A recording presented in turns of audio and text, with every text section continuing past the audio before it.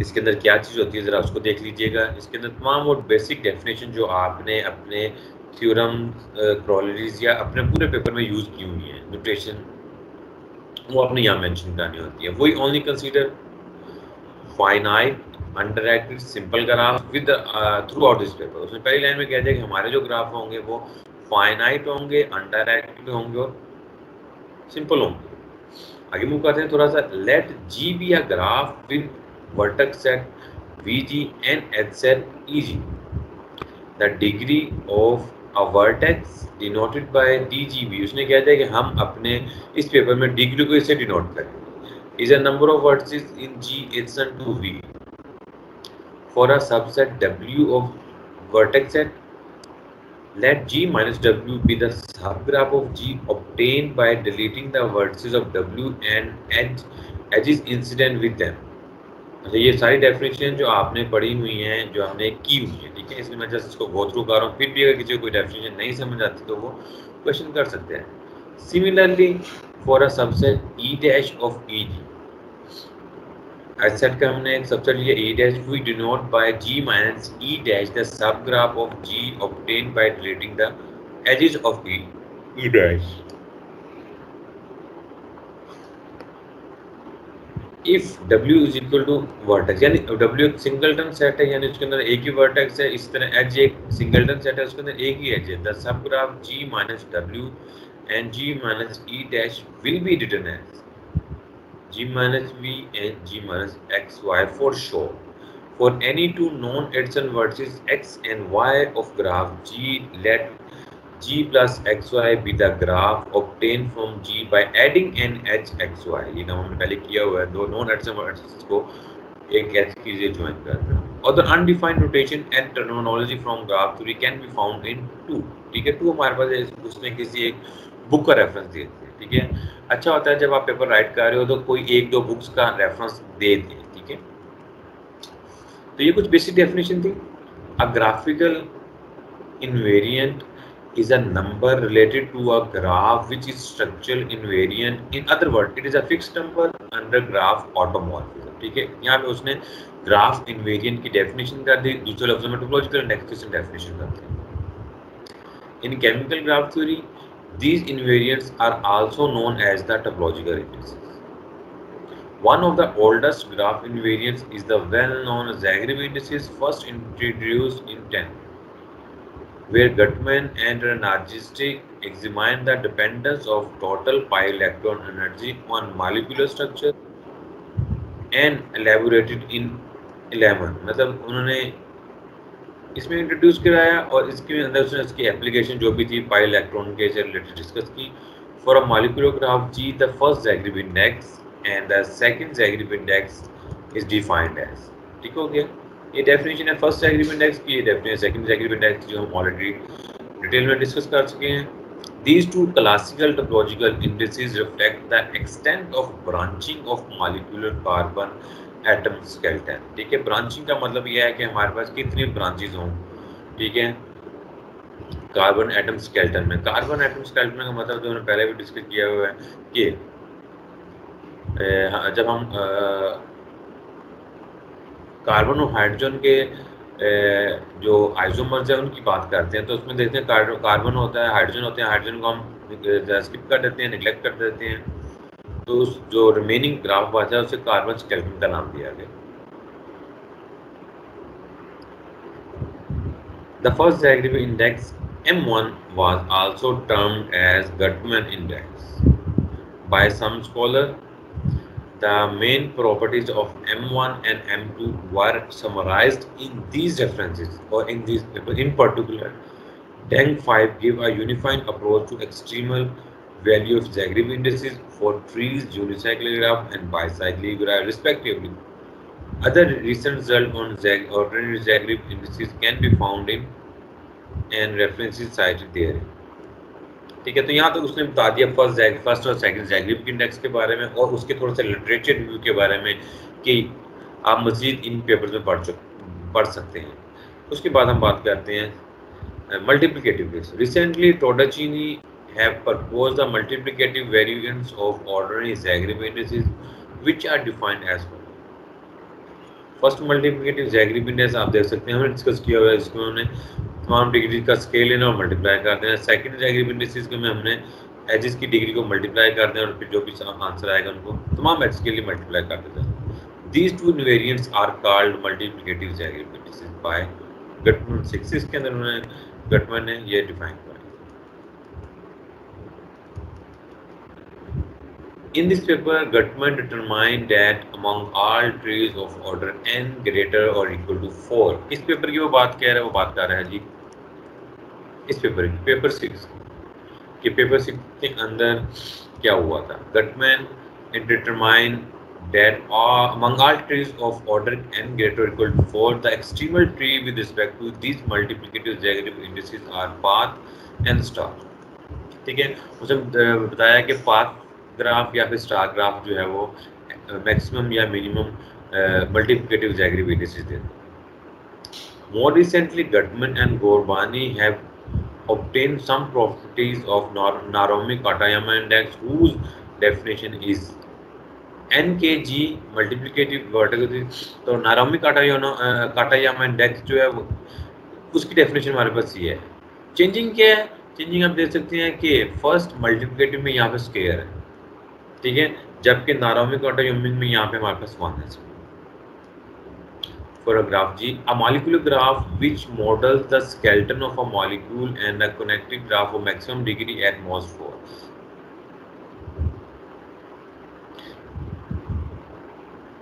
यहाँ पे उसने एक मॉलिक्यूलर ग्राफ की डेफिनेशन दे दी है कि a molecular graph which models the skeleton of a molecule, जो किसी मॉलिक्यूल के रिप्रेजेंट करते हैं, and is connected graph of maximum degree at most, जिसके अंदर मैक्सिमम डिग्री जो है वो किसी भी वर्टेक्स की 4 है। इसको हमने केमिकल ग्राफ का नाम दिया है। The bounds of a molecular topological descriptor are important information of a graph in the sense that they establish the approximate range of descriptor in terms of molecular structure parameters। मजीद कुछ notations हैं। if T and U, अच्छा इन notation को आपने जेन में रखना है। and U n be the set of trees of order n, ठीक है, वो ये कह रहा है कि इसमें सेट ऑफ ट्रीज हैं ऑर्डर n के। आगे UN को क्या कह रहा है, वो UN the set of connected unicyclic graph of order n, ठीक हो गया। T for tree, U for unicyclic, B and be the set of connected bicyclic graphs of order n, ठीक हो गया। तो T, U, B n हमारे पास set हैं, इन set के अंदर हमने फाइंड करना है मैक्सिमम या minimum. The paper is organised as follows. मजीद उसने बता दिया कि हमने पेपर को कैसे राइट किया है। सेक्शन 2 में वो introduce some graph transformation which increase और decrease multiplicative Zagreb index. In section 3 using unified approach based on these transformation. In section 2, we determine the extremal multiplicative Zagreb indices from the set TUD. Moreover, we completely characterize the extremal graph from these 3 sets। ठीक है, completely characterize का मतलब ये है कि हमने वो तमाम ग्राफ फाइंड किए हैं जो हमें मिनिमम या मैक्सिमम देते हैं। कहीं हमने ऐसा नहीं छोड़ा कि हमने कहीं पे अपर बाउंड या लोअर बाउंड के बारे में बताया ना हो कि कौन सा ग्राफ जो हमें वो मैक्सिमम देता है या मिनिमम, ऐसा नहीं है। हमें तमाम बाउंड्स के लिए ग्राफ भी फाइंड किया, ठीक है। यहाँ तक था इंट्रोडक्शन, जिसके अंदर हमने डेफिनेशन, नोटेशंस और लिटरेचर को थोड़ा सा रिव्यू किया। किसी का यहाँ तक क्वेश्चन है?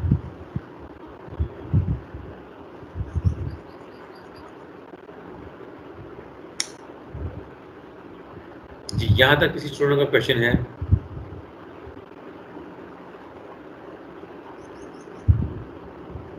नहीं सर। नोटेशन, डेफिनेशन आपको क्लियर है? तो सम ग्राफ ट्रांसफॉर्मेशन का क्या मतलब होता है? ट्रांसफॉर्म का मतलब ये होता है एक चीज से दूसरी चीज में कन्वर्ट होना है, कन्वर्ट करना है, ठीक है। तो इसी तरह एक ग्राफ को दूसरे ग्राफ में कन्वर्ट करना है, इसको कहते हैं graph transformation.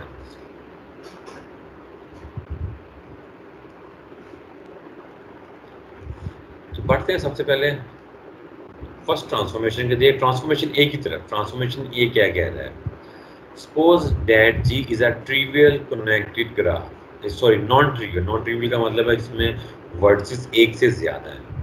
Suppose that G is a non-trivial connected graph and V is a given vertex in G। G हमारे पास नॉन ट्रिवियल ग्राफ है और G का कोई एक वर्टेक्स है V। G1 with a graph obtained from G by attaching at V two paths। V के साथ हमने दो पाथ अटैच किए हैं P और Q। I mean V U1 U2 U3 UK। इसी तरह V के साथ एक और पाथ अटैच किए हैं W1 W2 up to WL of length L। पहले बार P की जो लेंथ थी K थी और Q की जो लेंथ है वो L है। G1 हमें मिल गया। इसी तरह हमने ग्राफ दूसरा बनाया है G2। G2 हमने कैसे बनाया है इसे भी देखते हैं। जो हमने ग्राफ है बनाया है वो हमें G1 से बनाया है। हमने क्या किया G1 में से हमने V और W1 को रिमूव कर दिया है, H को रिमूव किया है और W1 को हमने UK के साथ आके अटैच कर दिया। ठीक है, तो इस तरह हमारे पास दो ग्राफ हैं G1 और G2। इसकी पिक्टोरियल इनका ग्राफ देखते हैं। ये हमारे पास फर्स्ट ट्रांसफॉर्मेशन ग्राफिकल रिप्रेजेंटेशन है। ये हमारे पास G1 है, ये वर्टेक्स V है, इसके साथ हमने दो पाथ अटैच किए हैं Q और P। ठीक हो गया। ये हमारे पास G2 है। G2 में हमने क्या किया है कि जो पाथ P था उसको हटा के हमने यहाँ पे एक्सटेंड किया है Q के साथ। ये हमने यहाँ पे एक्सटेंड, ठीक है। तो ये हमारे पास G1 और G2 ग्राफ हैं जिनके हमने मल्टीप्लिकेटिव ज़ैगरेब इंडिसेस कंपेयर करनी है।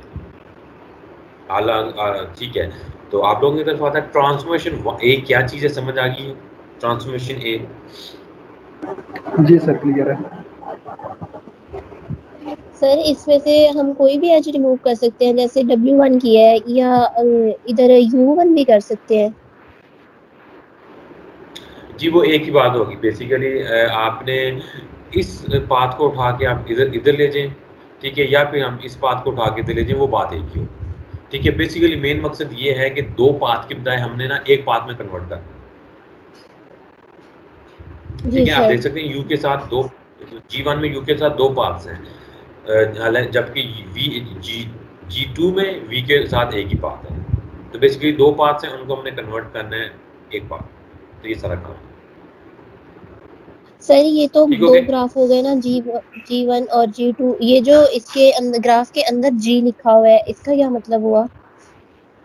इसका मतलब है कि हमारे पास स्टार्टिंग में कोई भी ग्राफ, आर्बिट्री ग्राफ था, ये ग्राफ बना है, कोई भी ग्राफ, उसका नाम हमने G दे दिया और ये उसका एक वर्टेक्स है U। ये इसका कोई भी एक वर्टेक्स है V, इसके साथ हमने पाथ अटैच कर दिए, ठीक है, जिससे G1 और फिर G2 बनाए। बात क्लियर है? जी सर। और जब उसने बोला है कि जी कोई भी ग्राफ है, उसका मतलब है कोई रिस्ट्रिक्शन नहीं है कि आया वो यूनिसाइक, वो ट्री है, यूनिसाइक्लिक है, बाईसाइक्लिक है। बस स्टार्टिंग में उसने एक बात कह दी है, कनेक्टेड फाइनाइट। ठीक हो गया?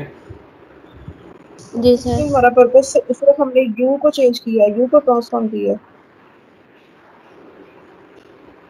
हमारा जो मेन पर्पज है कि हमने बेसिकली दो पाथ से उन दो पाथ को एक पाथ में कन्वर्ट कर दिया। ठीक है, और इसका क्या फायदा होगा वो आपको इसके बाद में आपको बताऊं कि ये ट्रांसफॉर्मेशन में किस तरफ लेके जा रही है। चलें, हमारे पास नेक्स्ट लेमा है G 2.1। Let G1 and G2 be graph as shown in figure. ये G1 और G2 का ग्राफ है, तो क्या होगा कि फर्स्ट मल्टीप्लिकेटिव ज़ैगरेब इंडेक्स जो है वो G2 का ज़्यादा होगा फर्स्ट, और G1 का कम होगा। ठीक हो गया। इसी तरह हम बात करेंगे सेकंड में पॉइंट पे कि G2 का जो सेकंड मल्टीप्लिकेटिव है G2 का वो कम है, और फर्स्ट जो G1 जो सेकंड मल्टीप्लिकेटिव है G1 का वो ज़्यादा है। यानी इनक्वालिटी जो है वो समहाउ रिवर्स हो रही है। आप देख सकते हैं कि इनक्वालिटी जो है वो रिवर्स हो रही है।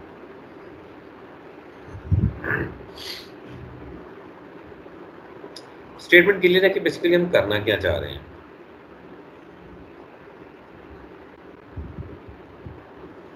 थोड़ा सा आगे मूव करते हैं।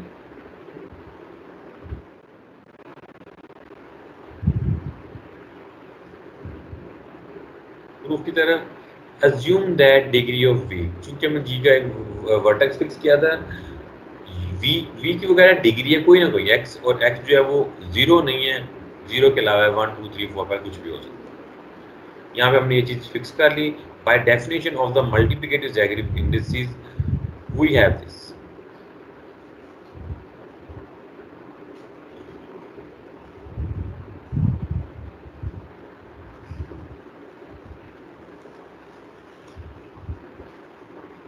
जी वही कह रहा है कि हमने G1 और G2 पे ऊपर सिंपल डेफिनेशन अप्लाई किया है फर्स्ट मल्टीप्लिकेटिव ज़ैगरेब इंडेक्स की, और हमारे पास ये आंसर आया है।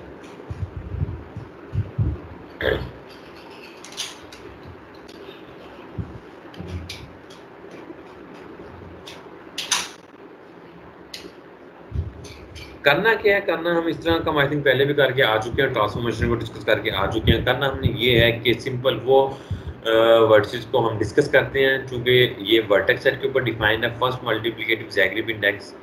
तो हमने सिंपल इन ग्राफ में G1 और G2 से वो कंसीडर करने हैं जिनकी डिग्री जो है वो चेंज हुई है। जिनकी डिग्री चेंज नहीं हुई है उनको हमें डिस्कस करने की जरूरत नहीं है ज़्यादा। ठीक हो गया? तो आप देख सकते हैं कि G के तमाम वर्सेस जो है स्वाय V के G के तमाम वर्सेस की डिग्री सेम रही है, दोनों G1 और G2 में आप देख सकते हैं। ठीक है, तो देखते हैं कि नीचे जो उसने इक्वेशन जो इनइक्वालिटी बनाई है, ये वाली इनइक्वालिटी कैसे बनाई है। अगर मैं थोड़ा सा इसको जरा जूम आउट करूं तो मुझे ये बताएं कि आपके लिए ये रीडेबल है? जी सर। यस सर, रीडेबल है। अच्छा चलें, मैंने बस इसको दोनों चीज़ों को एक ही पेज पे लाने के लिए काम किया। ठीक हो गया, स्टार्ट करते हैं।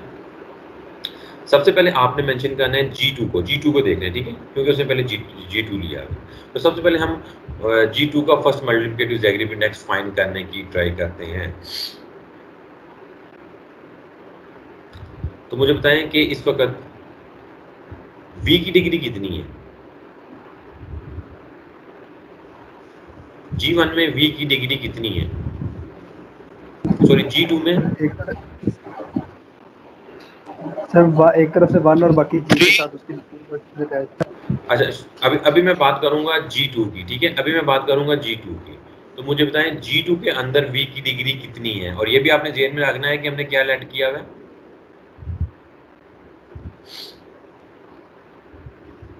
सर उसकी डिग्री एक तरफ से तो 1 होगी जहाँ से वो U1 से अटैच है, दूसरी तरफ G के अंदर जितने वर्सेस उसके साथ अटैच हैं वो हम कंसीडर कर लेंगे।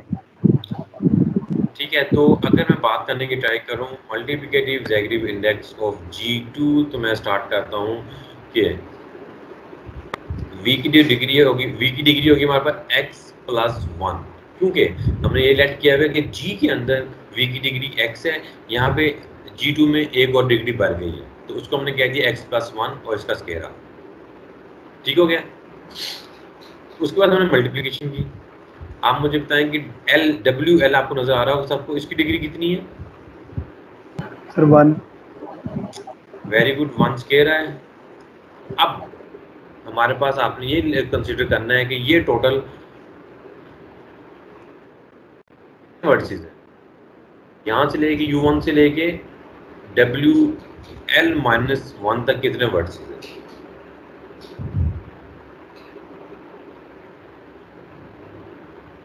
ये हमारे पास टोटल वर्सेस होंगे K+L-1 प्लस L-1। ठीक है, ये तमाम वर्सेस हैं। इन सब की डिग्री जो है वो 2 है। आप देख सकते हैं इन सब की डिग्री जो है वो 2 है। ठीक है, तो हम क्या लिख सकते हैं, 2 डिग्री है, और मल्टीप्लिकेटिव ज़ैगरेब इंडेक्स में हमने डिग्री का स्केल लेना होता है। ठीक है, स्केल ले लिया। अब ये जो तादाद में है वो कितने हैं, वो हमारे पास पावर बन जाएगी, क्योंकि छोटी सी बात बताऊँ, 2 मल्टीप्लाई बाय 2 किसके इक्वल आ जाएगा, 2⁻³ ऐसे ही है। तो यहाँ पे हमारे पास K+L-1 ऐसे वर्ड्स हैं जिनकी डिग्री जो है वो 2⁻² है। ठीक है, जिनकी डिग्री 2 है उसका रेज़ पावर, तो हमारे पास टोटल कितने मान जाएंगे, K+L-1। ठीक हो गया? यहाँ तक बात क्लियर है आप लोगों को? जी सर, ये हो गया। ठीक है, अगर आप ये बात आपको क्लियर है तो आप इसी को ज़रा सिंप्लीफाई करके देखें कि यही चीज़ जो मेंशन की हुई है उसने ये मेंशन की हुई है।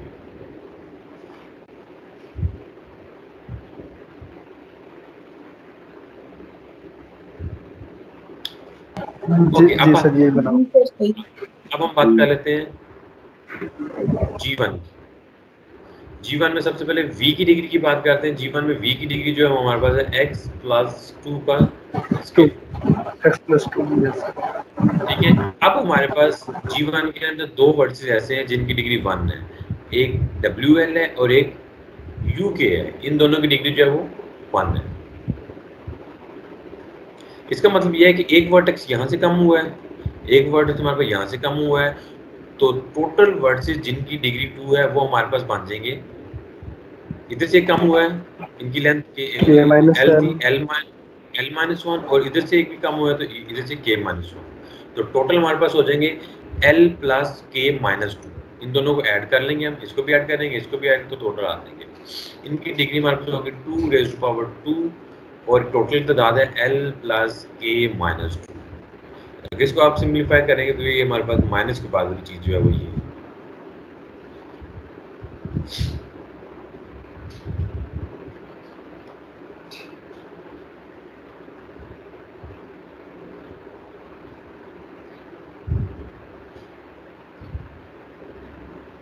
जी, यहाँ तक बात क्लियर है?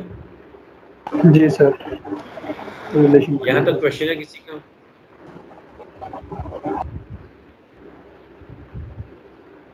यहाँ तक किसी का कोई क्वेश्चन है तो पूछ सकते हैं।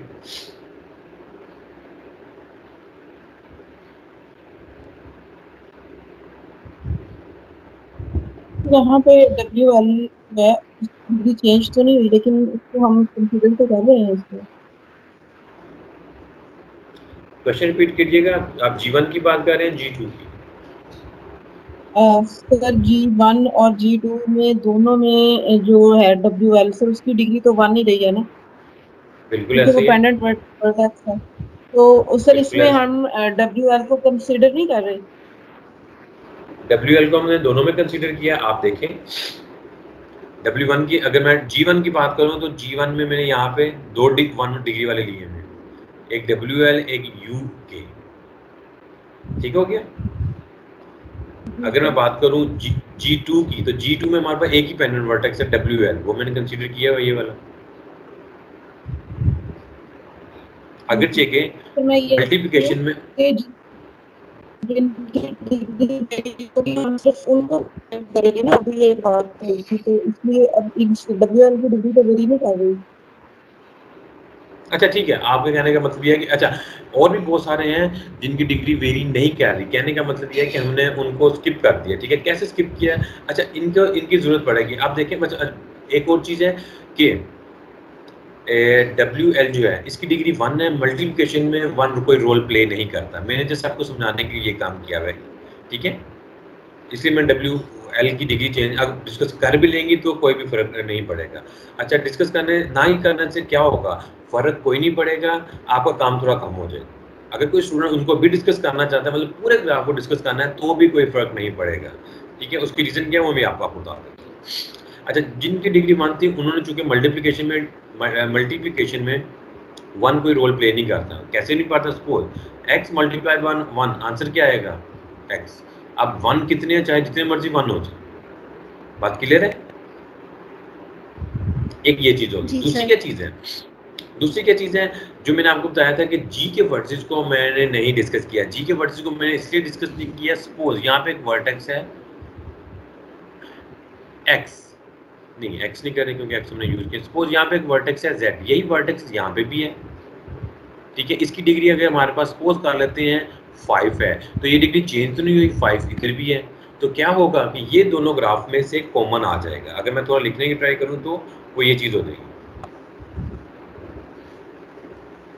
बात क्लियर है? और फर्ज करें एक और वर्टेक्स है, वो इधर भी है, वो दोनों ग्राफ्स में है, उसकी डिग्री है सपोज 4, वो दोनों में कॉमन आ गया।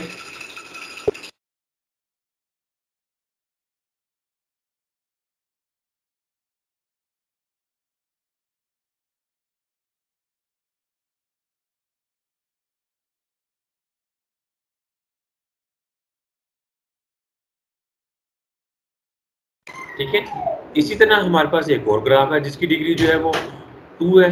तो इसी तरह आप सबको डिस्कस कर सकते हैं, इशू कोई नहीं है, लेकिन उससे आपका काम ही बढ़ेगा, फायदा कोई नहीं हो। ठीक है, आप ये देख सकते हैं क्योंकि वो चूंकि ये दोनों में कॉमन थे, ठीक है, तो उनको हमने वैसे बाहर निकाल लिया है। अब बेसिकली जो काम है वो ब्रैकेट्स के अंदर वालों का काम है। ब्रैकेट्स के अंदर वाले हमें बताएंगे कि हमारा जो हम जो चाह रहे हैं वो हम किस तरह ऑब्टेन कर पाएंगे। ब्रैकेट्स के अंदर वालों को बेसिकली हमने कंसीडर करना है। तो आपको ये बात क्लियर है कि क्यों मैंने वो स्किप कर दिए थे?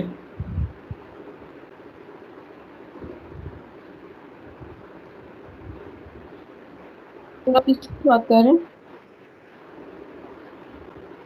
मैं इस चीज की बात कर रहा हूँ कि मैंने तमाम को डिस्कस नहीं किया, तमाम वर्सेस को, ठीक है, जैसे जी के तमाम वर्सेस को मैंने छोड़ दिया था क्योंकि उनकी डिग्री जो है वो चेंज नहीं हो रही। ठीक है, मैंने क्यों उनको स्किप किया था वो मैंने आपको डिस्कस किया। ठीक हो गया, थोड़ा सा और आगे मूव करते हैं। हम अब फाइंड करना चाह रहे हैं, हम इस चीज को प्रूव करना चाह रहे हैं।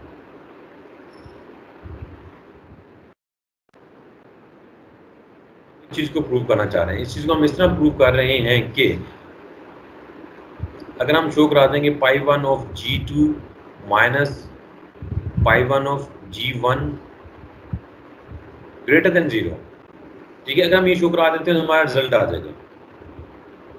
ठीक है, अब हमें ये शो कराना है कि ब्रैकेट के अंदर वाली जो चीज़ है, ठीक है, अभी जो मैंने राइट किया, ब्रैकेट के अंदर वाली जो चीज़ है वो ग्रेटर देन 0 है। ठीक है, तो थोड़ा सा सिंप्लीफाई करते हैं।